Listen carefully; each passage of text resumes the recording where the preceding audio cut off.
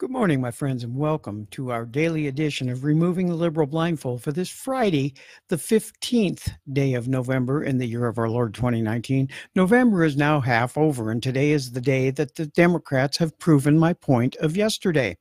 Remember, I said that they would come up with something else if impeachment thing that they were going after with Schiff didn't work? Well, they did. From DC Clothesline comes this one headline: Impeachment inquiries fall flat. Democrats trot out new charges. Hello, Kathy.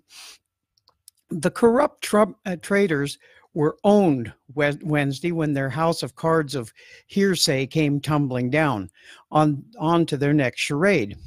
Dems trot out new charge as initial focus of impeachment hearings falls flat. And I will add the word again. Wednesday's first public impeachment hearings showed that Democrats have shifted the focus to bribery. There is a strategy here. New York Post, November 13th, 2019. Most of the debate over President Trump's dealings with the Ukrainian government have been centered on whether his pressure on President Zelensky for an investigation of Joe and Hunter Biden were an abuse of power, rising to high crimes and misdemeanors. It is complicated. It doesn't necessarily call for criminal offense. Rather, and such offenses are political in nature, involving an egregious abuse of the trust reposed in the holders of high office. There is a profound debate over whether the particular abuse conduct rises to this level, which it didn't. By contrast, bribery is cleaner as a proof of proposition. It is a federal felony with settled, well-understood offense elements, and proving guilt doesn't require showing an actual completed bribe. Now, there's the problem. What's necessary is to establish that with corrupt intent, a public official demanded anything of value in exchange for performing an official act. That is the Democrats' theory. They want to frame the focus of negotiations narrowly. The official acts by the president sought by Ukraine were the delivery of nearly $400 million in defense aid and a White House visit for the newly elected Zelensky. The thing of value demanded by the president was a Ukrainian investigation of Hunter Biden, son of Joe Biden, whom Trump feared as his most likely 2020 Democratic opponent. This came into sharp relief when the first day's testimony, former ambassador to Ukraine, William Taylor, for example, testified in response to Democratic counsel's question that it was crazy to make aid conditional on assistance of American domestic politics, as if the matter were that simple. Republicans are at a disadvantage under the heavily handed rules fashioned by the majority Democrats.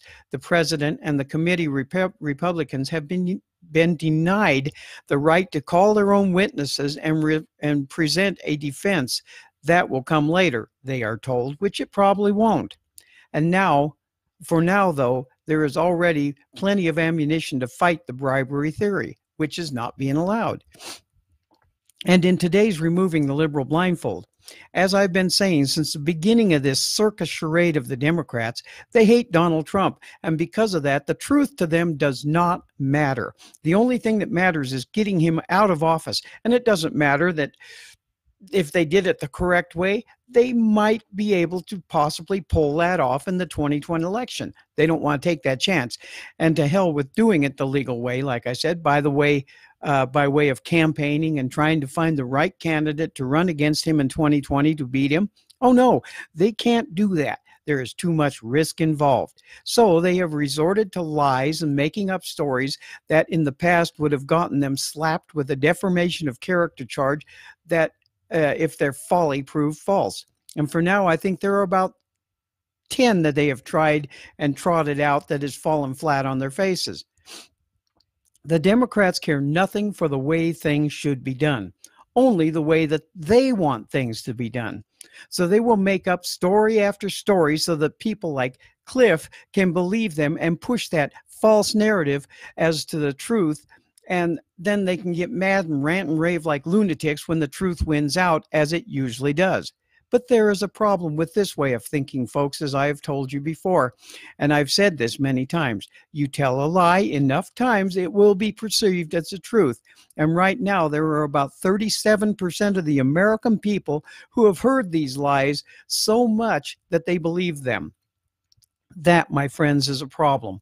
And it is time that we put a stop to this stupidity before stupidity wins the day. Thank you for watching, and I will be back on Monday with the next update. My new NWCR radio show times are on Friday, which is today, at 5 p.m. Eastern, 3 p.m. Mountain on Blog Talk Radio. Tune in for more on this circus in Washington, D.C. with their clown-in-chief, Adam Schiff. God bless America. God bless our troops. And as always, we will not be ruled. Have a safe and blessed weekend.